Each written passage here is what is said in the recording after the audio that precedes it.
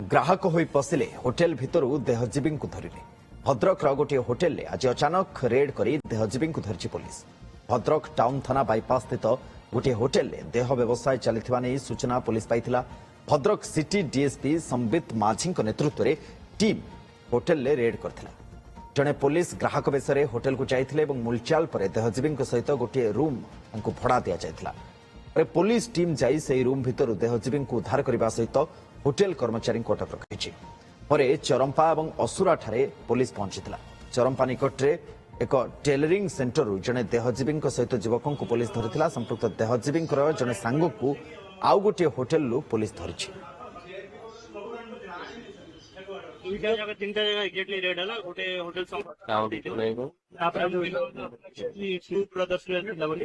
तो सेटा में वेरीफाई करू आ गोटे मजे वेरीफाई करू बट सेटा किछि टू प्रोसेस वेरीफाई करू सेटा जण आ साइड गोटे जो बढिया अछि सेई गरु जणे धरा पड़े आ जणे मीटिंग मैन धरा पड़े।